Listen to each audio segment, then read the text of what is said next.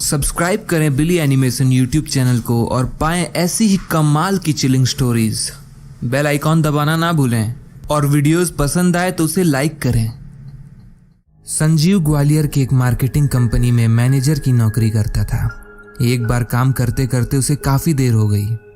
काम खत्म करके घर जाने के वास्ते वो ऑटो का इंतजार करने लगा। रात काफी हो चुकी थी। लगभग हर जगह लोग घरों की बत्तियां बुझाकर सो गए थे।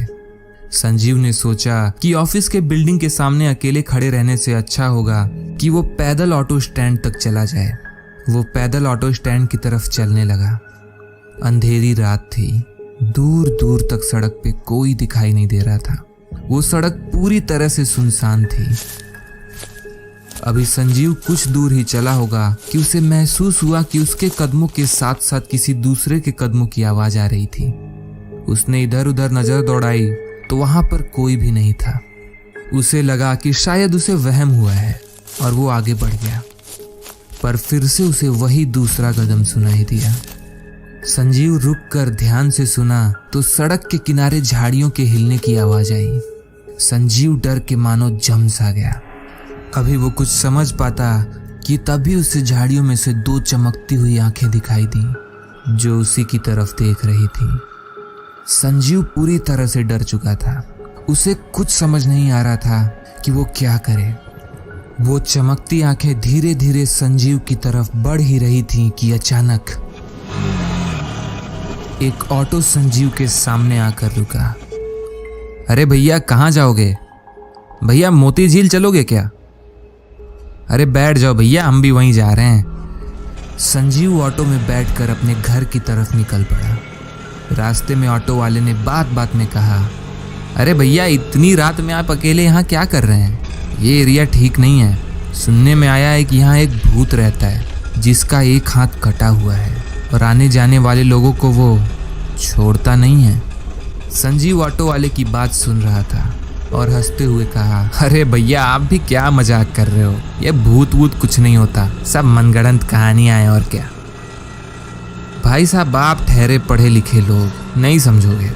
शुक्र मनाओ कि मैं आ गया, वरना एक बार तुम्हारा उससे पाला पड़ा ना तो फिर बात करने लायक नहीं रहोगे।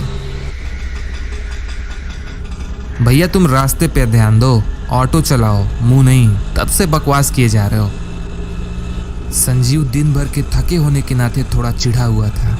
ऑटो वाला उस सुनसान रास्ते पर ऑटो चलाता रहा, लेकिन कुछ देर बाद अचानक ऑटो रुक गई। संजीव ने कहा, भैया, ये ऑटो क्यों रोक दी? ऑटो वाले ने कुछ नहीं कहा। ऑटो उस सुनसान रास्ते के एकदम बीचों बीच खड़ी थी।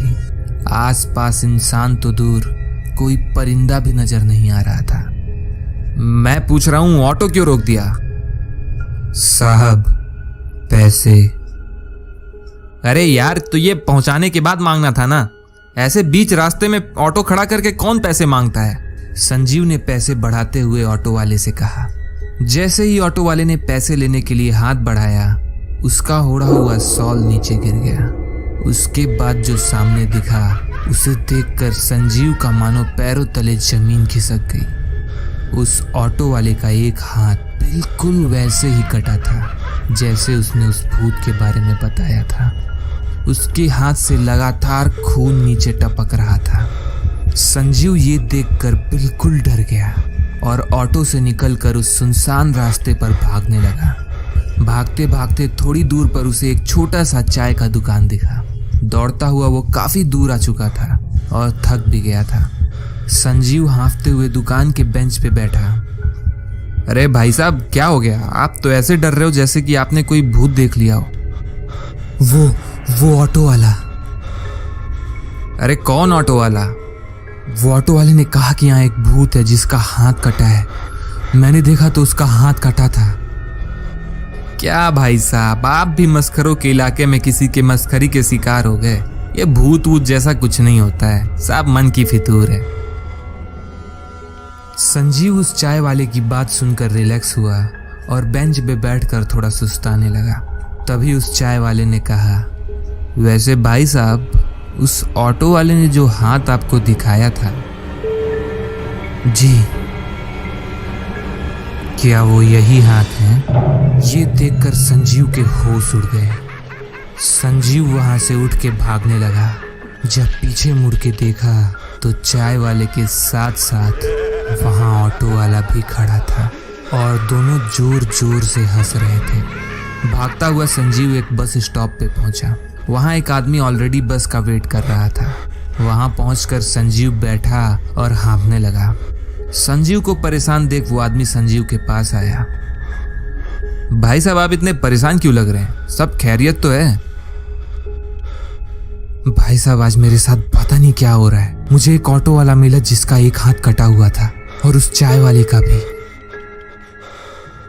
भाई साहब, आप थक गए हैं, आराम कीजिए। ये इलाका सुनसान है इसलिए आपको वहम हुआ है। वैसे भाई साहब, कहीं वो हाथ ऐसे तो नहीं थे?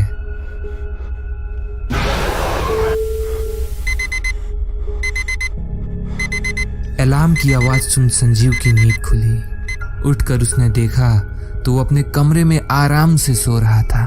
अपनी माँ को आता देख उसने अपनी माँ से कहा, मैंने बहुत बुरा सपना देखा। अरे बेटा, बुरा सपना कभी सच नहीं होता। और वैसे भी शहर में कोई कटे हुए हाथ वाला भूत होता तो अब तक सबको पता चल ही गया होता। ये सब छोड़ो, मैं तुम्हारे लिए चाय बना लाती हूँ। ये कहकर वो वहां से जाने लगी। एक मिनट, मैंने तो आपको नहीं बताया कि सपने में मैंने क्या देखा, तो आप कैसे जान गई कि मैंने कटे हुए हाथ वाले लोगों को देखा? क्योंकि मुझे पता है कि उनके हाथ बिल्कुल ऐसे थे। तो दोस्तों, अगर आपको ये वीडियो पसंद आई तो वीडियो को लाइक करें और अपने दोस्तों के साथ शेयर करें और कमेंट्स करके बताइए कि आपको ये वीडियो कैसी लगी। तो मिलते हैं आपसे एक नई वीडियो पे। तब तक के लिए bye bye and take care.